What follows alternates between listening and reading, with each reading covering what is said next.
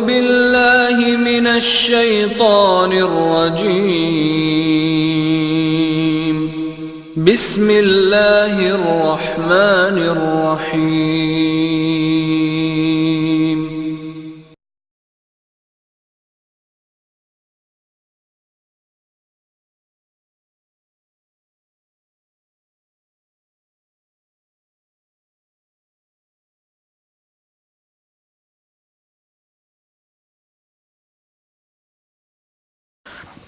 إن الحمد لله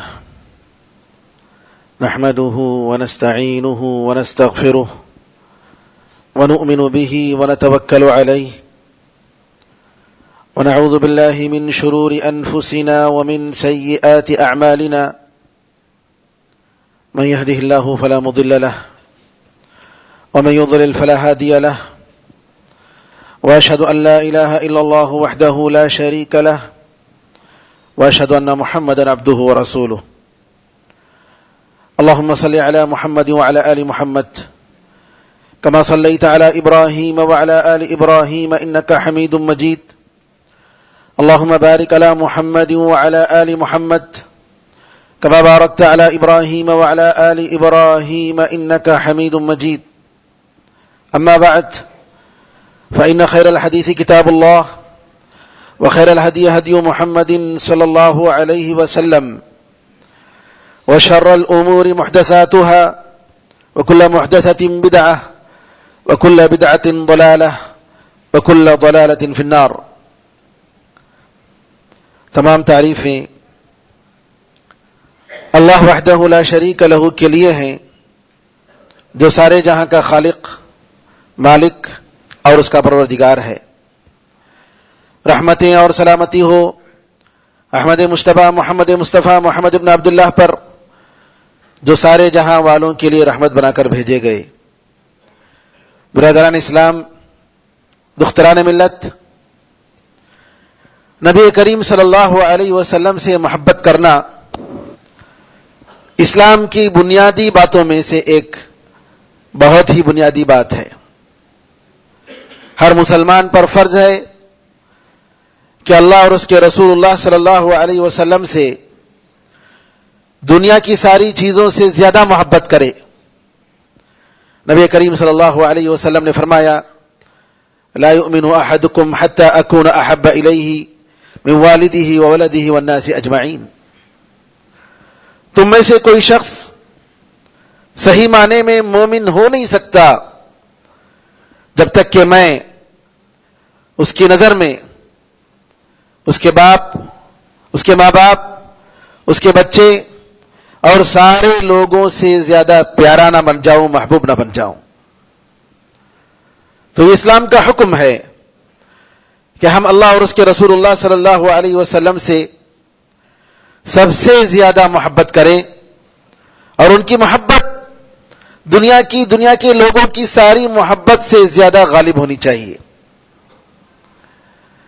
محبت کیسے ہوتی ہے، نبی کریم صلی اللہ علیہ وسلم سے کیسی کرنی چاہیے، اس کا طریقہ بھی قرآن اور حدیث میں آیا ہے، اور صحابہ رضی اللہ عنہم اجمعین نے عملی شکل سے اس کو بتایا ہے. رسول اللہ صلی اللہ علیہ وسلم سے محبت کا مطلب یہ نہیں کہ ہم ان کو خدا کا مقام دے دیں. رسول اللہ صلی اللہ علیہ وسلم سے محبت کا مطلب یہ نہیں کہ ہم آپ کو دنیا کے کائنات میں تصرف کا حق، جو کہ صرف اور صرف اللہ کے لیے ہے، ہم یہ کہیں کہ اللہ تعالیٰ کے ساتھ ساتھ نبی کریم صلی اللہ علیہ وسلم بھی اس میں شریک ہیں. یہ رسول اللہ صلی اللہ علیہ وسلم سے محبت کا مطلب نہیں ہے. جو چیز نبی کریم صلی اللہ علیہ وسلم کی نہیں ہے، جو حق صرف اللہ کے لیے ہے، وہ حق یا وہ چیز ہم غیر اللہ کو نہیں دے سکتے، ہم رسول اللہ صلی اللہ علیہ وسلم کو نہیں دے سکتے. اسی لیے قرآن کریم میں اللہ تعالیٰ نے جا بجا یہ واضح طور پر فرما دیا کہ رسول اللہ صلی اللہ علیہ وسلم ایک انسان ہے. قُلْ إِنَّمَا أَنَا بَشَرٌ مِثْلُكُمْ يُوحَىٰ إِلَيَّ أَنَّمَا إِلَٰهُكُمْ إِلَٰهٌ وَاحِدٌ. کہہ دیجئے کہ میں تو تم جیسا ایک انسان ہوں، بس میری طرف اللہ کی طرف سے وحی کی جا رہی ہے کہ اللہ تعالیٰ ایک ہے، اس کے سوا کوئی خدا نہیں. یہ عقیدہ کہ اللہ کے سوا کوئی خدا نہیں اور محمد صلی اللہ علیہ وسلم ایک انسان ہیں، اللہ کے بندے ہیں اور اللہ کے رسول صلی اللہ علیہ وسلم ہیں، اس کے پیغمبر ہیں اور انسانوں میں سب سے بڑے سردار ہیں، سارے انسانوں کے سردار ہیں، یہ عقیدہ رکھنا چاہیے. اور اللہ تعالیٰ کے کسی حق کو اٹھا کر رسول اللہ صلی اللہ علیہ وسلم کو دینا یہ سراسر ظلم ہے اور کسی بھی طریقے سے جائز نہیں. رسول اللہ صلی اللہ علیہ وسلم سے محبت کے دعوے پر ربیع الاول کے مہینے میں میلاد النبی جشن میلاد منائی جاتی ہے. لوگ عید مناتے ہیں اور ربیع الاول کی پہلی تاریخ سے لے کر 12 ربیع الاول تک پروگرام منعقد کرتے ہیں، ان کو خصوصیت دیتے ہیں، ان کے دوسرے دنوں کے بدلے میں فضیلت عطا فرماتے ہیں اور یہ سمجھتے ہیں کہ 12ویں تاریخ کو ربیع الاول کی 12ویں تاریخ کو رسول اللہ صلی اللہ علیہ وسلم کی پیدائش کا دن ہے اور اس دن جشن منانا چاہیے، پروگرام منعقد کرنا چاہیے، رسول اللہ صلی اللہ علیہ وسلم کی سیرت کا ذکر ہونا چاہیے.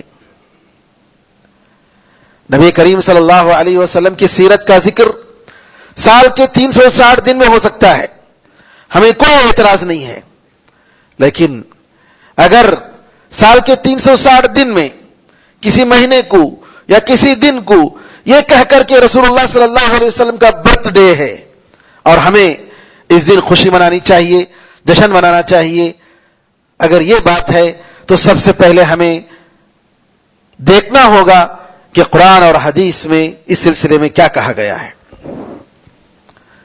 قرآن میں اللہ تعالیٰ نے یہ حکم فرمایا، یا ایھا الذین آمنوا اطیعوا اللہ واطیعوا الرسول واولی الامر منکم فان تنازعتم فی شیء فردوه الى اللہ والرسول ان کنتم تؤمنون باللہ والیوم الآخر ذلک خیر واحسن تأویلا.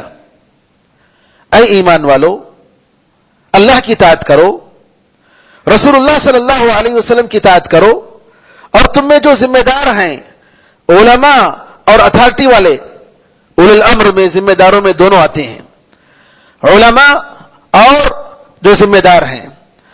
علماء کی ذمہ داری ہوتی ہے کہ وہ حق بات بتائیں، اور جن کے پاس اتھارٹی ہوتی ہے، جن کے پاس ذمہ داری ہوتی ہے، عہدہ ہوتا ہے، ان کا فریضہ ہے کہ علماء جو گائیڈنس دیتے ہیں اس کے مطابق اس بات کی وہ تنفیذ کریں، اس پر عمل کریں اور پریکٹیکل طور پر اس کو زمین پر لائیں.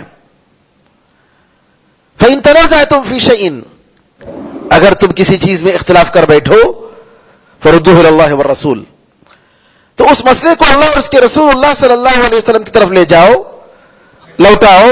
ان کنتم تؤمنون باللہ والیوم الآخر، اگر تم اللہ پر اور آخرت پر یقین رکھتے ہو، ایمان رکھتے ہو. ذالک خیر واحسن تأویلا، اللہ اور اس کے رسول اللہ صلی اللہ علیہ وسلم کی طرف مسئلے کو لے جانا اور اللہ اور اس کے رسول اللہ صلی اللہ علیہ وسلم کی ارشادات کے مطابق مسئلے کا حل تلاش کرنا، یہ سب سے زیادہ بہتر ہے اور انجام کے لحاظ سے بہت اچھا ہے. میرے بزرگوں، قرآن کریم میں اللہ تعالیٰ نے یہ حکم دیا ہے، اختلافات کو ہم قرآن اور حدیث کی طرف لوٹائیں، قرآن اور حدیث میں ان کا حل تلاش کریں. اور یہ بھی ایک اختلافی مسئلہ ہے. بعض متاخر علماء نے میلاد النبی منانا جائز کہا ہے. اب ہمیں دیکھنا ہے کہ جب یہ مسئلہ متاخر زمانے کے لوگوں میں بعض لوگوں نے کہا ہے کہ عید میلاد النبی منانا جائز ہے، میلاد النبی جشن منانا جائز ہے، تو ہمیں یہ دیکھنے کی ضرورت ہے کہ قرآن اور حدیث کی طرف ہم جائیں اور دیکھیں کہ اس کا کیا حکم ہے. قرآن میں دوسری جگہ اللہ تعالیٰ فرماتا ہے وَمَا اخْتَلَفْتُمْ فِيهِ مِنْ شَيْءٍ فَحُكْمُهُ إِلَى اللَّهِ، جس چیز میں تم لوگوں نے اختلاف کیا ہے اس کا حکم اللہ کے پاس ہے، اللہ کی طرف لوٹانا ہے. شریعت اللہ کی ہے، دین اللہ کا ہے تو اس کا فیصلہ اور اس کے بارے میں ججمنٹ اللہ کی طرف ہے، تو اللہ کی طرف لے جائیں، تو قرآن کی طرف جائیں، رسول اللہ صلی اللہ علیہ وسلم کی حدیث کی طرف جائیں، جو کہ دونوں اللہ کی طرف سے ہے، کیونکہ وحی الہی اللہ کی طرف سے ہے۔ تو اللہ تعالیٰ یہی کہتا ہے وَمَا اخْتَلَفْتُمْ فِيهِ مِنْ شَيْءٍ، جس مسئلے میں، جس بات میں، جس معاملے میں تم نے اختلاف کیا ہو فَحُكْمُهُ إِلَى اللَّهِ، تو اس کا حکم اللہ کے پاس ہے۔ اور یہاں یہ بات واضح ہونی ضروری ہے کہ کسی بات کو صحیح یا حق ماننے کے لیے اس کے ماننے والوں کی کثرت اور اس کے نمبر کو دیکھا نہیں جاتا۔ یہ نہیں دیکھا جاتا کہ ہندوستان کے اکثر مسلمان یہ کرتے ہیں یا دنیا کے اکثر لوگ ایسا کرتے ہیں، اس کو نہیں دیکھا جاتا، کیونکہ قرآن میں اللہ نے فرما دیا وَإِن تُطِعْ أَكْثَرَ مَنْ فِي الْأَرْضِ يُضِلُّوكَ عَنْ سَبِيلِ اللَّهِ، زمین میں جو لوگ زیادہ ہیں ان کی بات اگر آپ مانیں گے تو اللہ کے راستے سے آپ کو ہٹا دیں گے۔ تو کثرت اور نمبر، کوانٹٹی حق کو پہچاننے کا کوئی معیار نہیں ہے، ٹچ اسٹون نہیں ہے جس کی وجہ سے ہم یہ کہیں گے ارے بہت سارے لوگ ہم مانتے نا جی، ہمیں کہیں کو نہیں ماننا۔ نہیں، حق کو پہچاننے اور اختلافی مسائل میں صحیح بات معلوم کرنے کا جو معیار ہے وہ کیا ہے؟ قُلْ هَاتُوا بُرْهَانَكُمْ إِن كُنتُمْ صَادِقِينَ، کہہ دیجئے تمہاری دلیل پیش کرو، تمہارا پروف لاؤ اگر تم سچے ہو۔ اس کے حق میں تم جو کچھ بھی کہہ رہے ہو کہ میلاد النبی عید ہے اور جشن منانا چاہیے، خوشی منانی چاہیے، کپڑے نئے پہننا چاہیے، پروگرام منعقد کرنا چاہیے، اور اس رات کو اور اس دن کو خصوصیت دینی چاہیے، تو آپ قرآن اور حدیث سے دلیل پیش کرو، اللہ کا کوئی کلام پیش کرو، رسول اللہ صلی اللہ علیہ وسلم کی کوئی بات پیش کرو۔ تو آج ہم آپ کے سامنے قرآن اور حدیث کی روشنی میں وہ دلیلیں بتائیں گے جن کے ذریعے آپ دوسرے بھائیوں کو بتا سکتے ہیں کہ عید میلاد النبی منانا جائز نہیں ہے، بدعت ہے، اسلام میں اس کے لیے کوئی جگہ نہیں ہے۔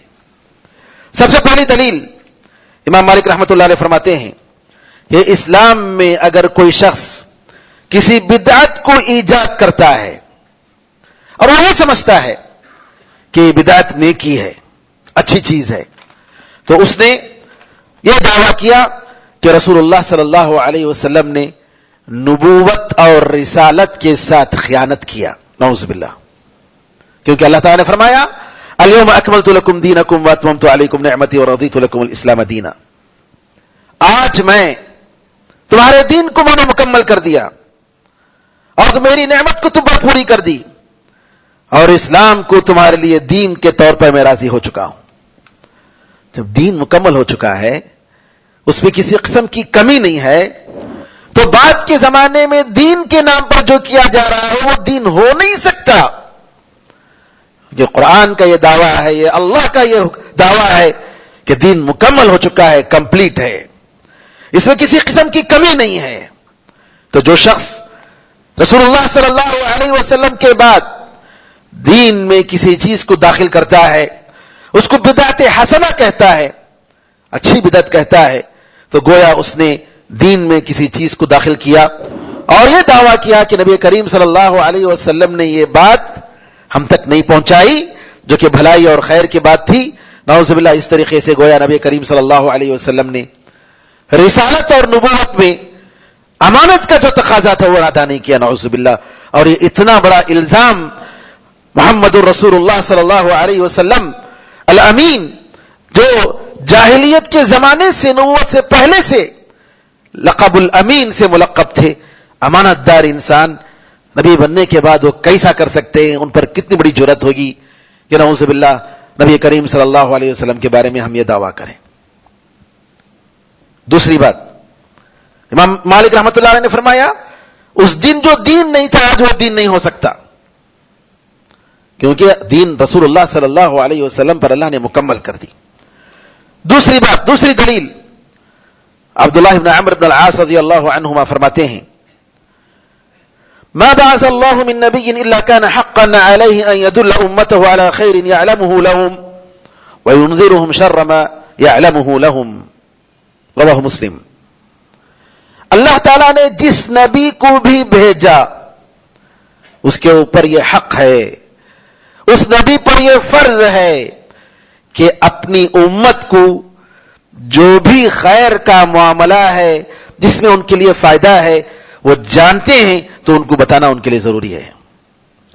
اور اگر کوئی شر ہے، بری چیز ہے امت کے لیے، اس کو نقصان ہو سکتا ہے، امت کو نقصان پہنچ سکتا ہے، تو اس نبی پر فرض ہے کہ اپنی امت کو اس نقصان دینے والی چیز سے ڈرائے، اس شر سے ڈرائے. یہ ہر نبی پر فرض ہوتا ہے، چاہے اللہ تعالیٰ نے جن کو بھی بھیجا ہو.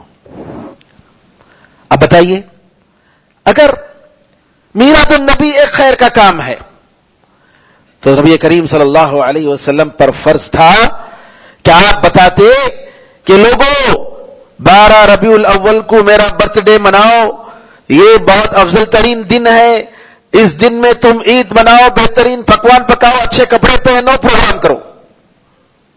نبی کریم صلی اللہ علیہ وسلم نے ایسا کچھ نہیں کہا.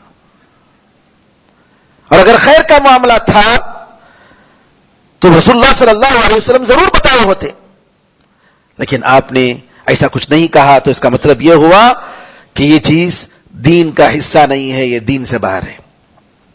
نمبر 3، دلیل نمبر 3، ابو ذر رضی اللہ تعالیٰ فرماتے ہیں رسول اللہ صلی اللہ علیہ وسلم ہمیں اس حالت میں چھوڑ کر گئے، اس دنیا سے رخصت ہوئے کہ اگر کوئی پرندہ بھی ہوا میں پر مارتا ہے تو اس کے بارے میں ہمیں آپ نے کچھ نہ کچھ علم دیا ہے، بتایا ہے کہ فلاں حلال ہے، فلاں حرام ہے، فلاں تمہارے لیے نقصان دہ ہے، فلاں تمہارے لیے فائدہ ہے.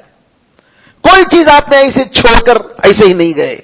آپ نے فرمایا ترکتکم علی المحجۃ البیضاء لیلها کنہارها لا یزیغ عنها الا ہالک. اے لوگوں، میں تمہیں بالکل پاک سفید شفاف راستے پر چھوڑ کر جا رہا ہوں، ایسا راستہ جس کی رات بھی اس کے دن کے جیسا ہے، اس کی رات بھی اس کے دن کے جیسا ہے. برباد ہونے والا ہی اس راستے سے ہٹ سکے گا. جو برباد ہوتا ہے وہی جو ہے اس راستے سے جائے گا. نبی کریم صلی اللہ علیہ وسلم معمولی سے معمولی چیز بیت الخلاء میں کیسا جانا چاہیے، جی بیت الخلاء سے کیسے نکلنا چاہیے، ایسی چیزیں آپ نے بتائیں. سبحان اللہ. تو کیا رسول اللہ صلی اللہ علیہ وسلم برتھ ڈے جس میں اگر ان کی کوئی فضیلت ہوتی، اس کی کوئی اہمیت ہوتی، تو آپ بتائے بغیر کیسے چلے گئے؟ دلیل نمبر 4، رسول اللہ صلی اللہ علیہ وسلم خطبہ جمعہ میں، ہر خطبہ جمعہ میں فرمایا کرتے تھے اما بعد فإن خیر الحدیث کتاب اللہ. باتوں میں سب سے بہترین بات اللہ کا کلام ہے. وخیر الہدی ہدی محمد. اور ہدایت میں راستہ سب سے بہترین راستہ رسول اللہ صلی اللہ علیہ وسلم کا راستہ ہے. وشر الامور محدثاتها.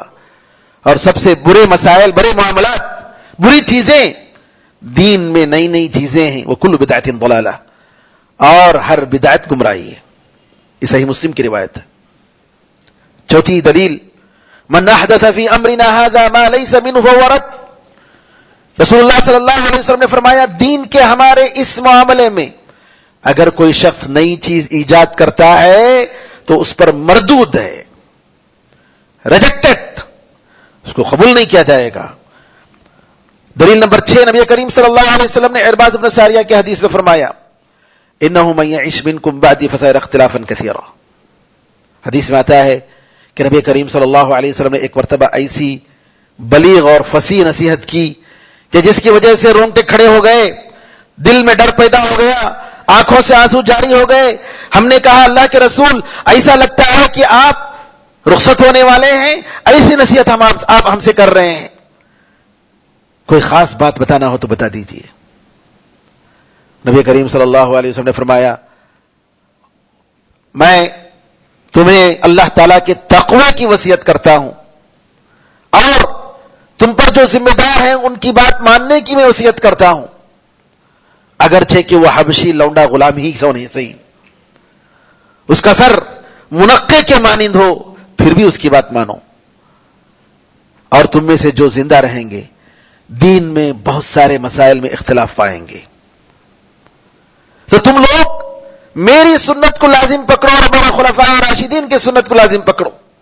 عضوا علیہا بالنواجذ تمسکوا بها وعضوا علیہا بالنواجذ. اس کو مضبوطی کے ساتھ تم تھام لو اور تمہاری کوچلیوں سے اس کو پکڑ لو. فإن كل محدثة بدعة. کیوں؟ کیونکہ ہر نئی چیز دین میں بدعت ہے. وكل بدعة ضلالة. اور ہر بدعت گمراہی ہے. وكل ضلالة في النار. اور ہر گمراہی کو دوزخ میں جانا ہے. 3 حدیثیں میں نے آپ کے سامنے پیش کی بدعت اور دین کی نئی چیز کے بارے میں. لوگ کیا بولتے ہیں؟ کیا جی فین لگاتے نا تمہیں مسجد میں, اے سی لگاتے نا. رسول اللہ صلی اللہ علیہ وسلم کے زمانے میں اے سی تھی کیا؟ فین تھا کیا؟ یہ لائٹا لگاتے, یہ سب کیا ضرورت ہے؟ کارپیٹ ڈالنے کی کیا ضرورت؟ یہ سب بدعت نہیں کیا؟ یہ سب کر رہے ہیں نا تم لوگ. یہ سب دنیا کی چیز ہے. ہم یہ نہیں کہتے ہیں کہ فین لگائے تو تمہاری نماز ہوتی نہیں تو نہیں ہوتی, کارپیٹ لگائے تو تمہاری نماز ہوتی ہے تو نماز نہیں ہوتی. ہم نہیں کہتے. یہ سب لوگوں کو اس لیے انتظام کیا جاتا ہے اطمینان سے اللہ تعالیٰ کی عبادت کریں, ان کی عبادت میں پریشانی نہ ہو, دل خوشی کے ساتھ, اطمینان کے ساتھ, سکینت کے ساتھ اللہ کی عبادت کر پائیں. ہم نے یہ نہیں کہا کہ اس مسجد جس میں فین ہو وہی مسجد ہے.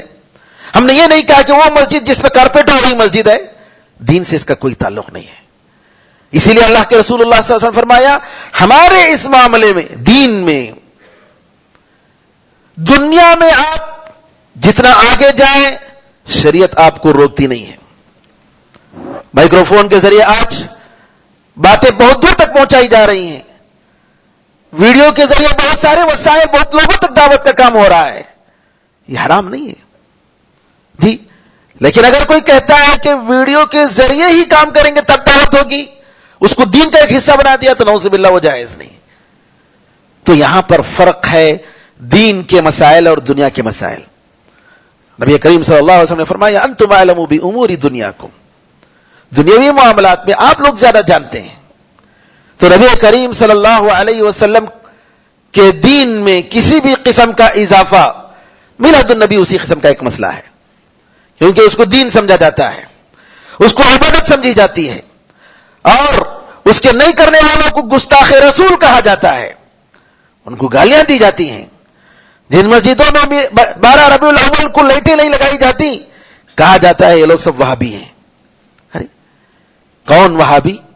رسول اللہ صلی اللہ علیہ وسلم کے دین کو اپنا حرز جان سمجھنا اور اس کے حکم کے مطابق ہم حکم کر عمل کرنا اور اپنے دین کو بچانا, یہ نعوذ باللہ آج بدعت ہو چکی ہے. آج سنت بدعت ہو چکی ہے اور بدعت سنت ہو چکی ہے. زمانہ جو ہے اس طریقے سے بدل گیا ہے اور لوگ اس طریقے سے بڑی جرات کے ساتھ میڈیا میں, نعوذ باللہ انٹرنیٹ میں, سارے وسائل میں یہ دعویٰ کرتے ہیں کہ میلاد النبی ایک عبادت ہے اور میلاد النبی منانا چاہیے. دلیل تو پیش کرو. دلیل کیا پیش کرتے ہیں؟ قرآن میں اللہ تعالیٰ نے رسول اللہ صلی اللہ علیہ وسلم کی پیٹھ کا ذکر فرمایا. قرآن میں اللہ تعالیٰ نے رسول اللہ صلی اللہ علیہ وسلم کی اتنے بار ذکر فرمایا. تو کیا ہوا؟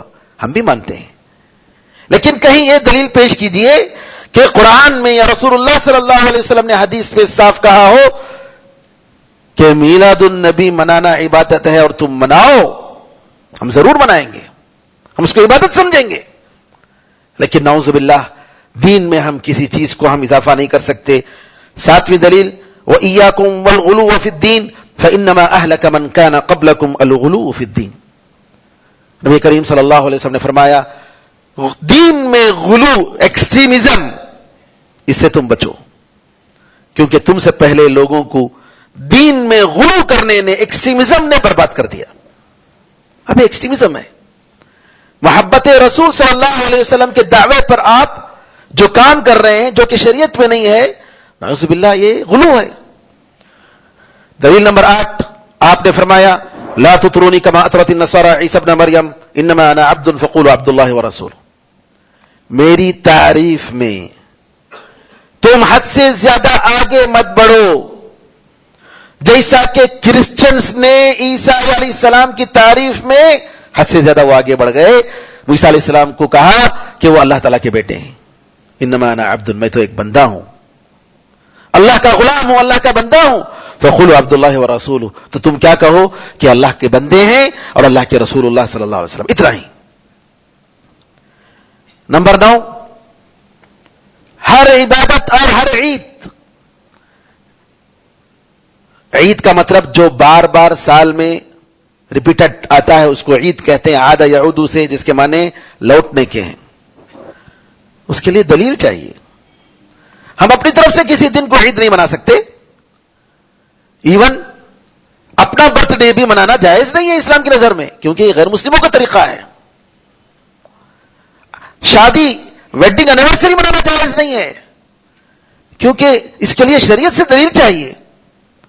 آپ اپنی طرف سے کوئی دن متعین کر کے اس کی خوشی کا دن منانا چاہتے ہیں یا غم کا دن منانا چاہتے ہیں، اس کے لیے شریعت کی طرف سے دلیل چاہیے، پروف چاہیے.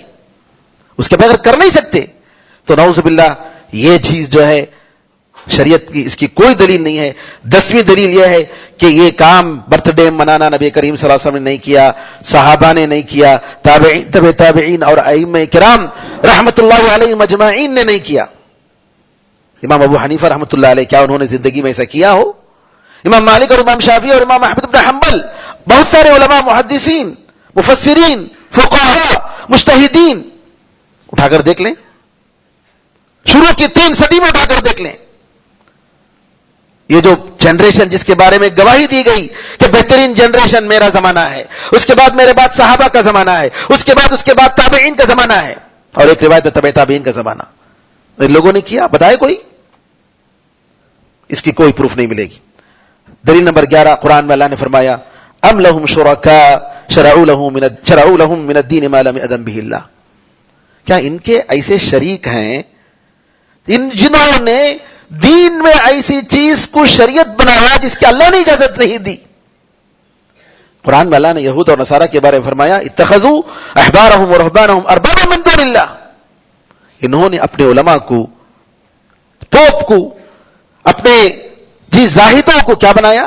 اللہ کو چھوڑ کر خدا بنا لیا. عدی رضی اللہ تعالیٰ عنہ جو کہ عیسائی تھے، آتے ہیں کرسچن، کہتے ہیں انہوں نے ان کو عبادت تو نہیں کی اللہ کے رسول. یہاں اللہ تعالیٰ کہہ رہا ہے کہ اللہ کو چھوڑ کر خدا بنا لیا ان لوگوں کو، علماء کو. رسول اللہ صلی اللہ علیہ وسلم نے فرمایا کیا ان کے علماء کسی حلال کو حرام کہتے یا حرام کو حلال کہتے؟ اور جو عبادت کی چیز نہیں اس کو عبادت کہتے، اور جو عبادت کی چیز ہے اس کو عبادت نہیں کہتے؟ تو کیا ان لوگوں نے ان کو نہیں مانا، ان کو فالو نہیں کیا؟ کہاں، یہی ان کی عبادت ہے. شریعت میں غلط طریقے سے ان کا فالو کرنا، یہ ان کے علماء کی عبادت ہے. ابن تیمیہ رحمۃ اللہ علیہ فرماتے ہیں اگر کوئی شخص کسی ایسے چیز کو جس کے ذریعے اللہ تعالیٰ کا تقرب حاصل کیا جاتا ہے یا اپنی زبان اور اپنے عمل کے ذریعے واجب کرتا ہے بغیر اس کے کہ اللہ تعالیٰ نے اس کو شریعت میں بنایا ہو، تو اس نے دین میں ایسی چیز کو ایجاد کیا جس کی اللہ نے اجازت نہیں دی. اور اگر کوئی شخص اس کی فالو کرتا ہے، اس کی اتباع کرتا ہے، تو اس نے اللہ تعالیٰ کے برابر اس کو شریک بنا لیا، اور ایسی چیز اس نے شریعت میں بنائی جس کی اللہ نے اجازت نہیں دی. آخری دلیل یہ ہے وَمَنْ أَظْلَمُ مِمَّنِ افْتَرَى عَلَى اللَّهِ كَذِبًا. اس سے بڑھ کر ظالم کون ہو سکتا ہے جو اللہ تعالیٰ پر جھوٹ بولے؟ علماء کہتے ہیں کہ قیامت کے دن تک جو اللہ پر جھوٹ بولتا ہے، جو شریعت میں غیر شریعت کی چیزوں کو داخل کرتا ہے، وہ سب کے سب لوگ اس آیت کے اندر میں آتے ہیں. کیوں؟ جو دین میں جو چیز نہیں ہے اس کو یہ لوگ داخل کر رہے ہیں. میرے بزرگوں، بھائیوں، دلیلیں تو بہت ہیں، بہت دی جا سکتی ہیں، لیکن یہ مرکز اور مختصر باتیں تھیں جن کے ذریعے آپ اپنے ان بھائیوں کو بتا سکتے ہیں جو کہتے ہیں کہ میلاد النبی منانا دین کا ایک حصہ ہے. اللہ تعالیٰ سے دعا ہے کہ ہماری زندگی اور ہماری موت نبی کریم صلی اللہ علیہ وسلم کے طریقے کے مطابق ہو، آپ کی سنت کے مطابق ہو، اور رسول اللہ صلی اللہ علیہ وسلم کے ساتھ قیامت کے دن میدان حشر میں ہم جمع ہوں، جبکہ دوسرے لوگ ان کے ماننے والوں کے ساتھ ہوں گے جن کو جو ہے رسول اللہ صلی اللہ علیہ وسلم کو چھوڑ کر جی جن کی بات مانتے تھے ان کے ساتھ میدان حشر میں جمع ہوں گے. اللہ تعالیٰ سے دعا ہے کہ ہمیں اور آپ کو میدان حشر میں نبی کریم صلی اللہ علیہ وسلم، صحابہ رضی اللہ عنہ اجمعین، تابعین، تبع تابعین اور ائمہ کرام رحمۃ اللہ علیہ اجمعین کے ساتھ اللہ تعالیٰ ہمارا اور آپ کا حشر فرمائے. آمین ارحم الراحمین. الحمدللہ رب العالمین. بارک اللہ لنا ولکم فی القرآن العظیم ونفعنا وإیاکم بالآیات والذکر الحکیم. انہ تعالی جواد کریم ملک رؤوف رحیم رب حلیم.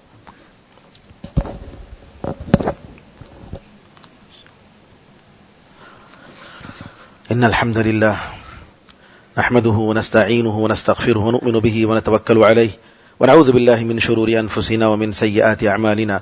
من يهده الله فلا مضل له ومن يضلل فلا هادي له واشهد ان لا اله الا الله وحده لا شريك له واشهد ان محمدا عبده ورسوله. اللهم صل على محمد وعلى ال محمد كما صليت على ابراهيم وعلى ال ابراهيم انك حميد مجيد.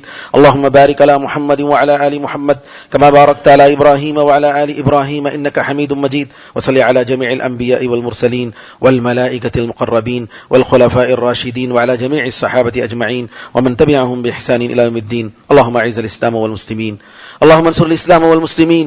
اللهم انصر من نصر الدين. عباد الله رحمكم الله، ان الله يأمر بالعدل والاحسان وايتاء ذي القربى وينهى عن الفحشاء والمنكر والبغي يعظكم لعلكم تذكرون. فاذكروا الله يذكركم وادعوه يستجب لكم، ولذكر الله اعلى واولى واعز وجل واهم واتم واكبر.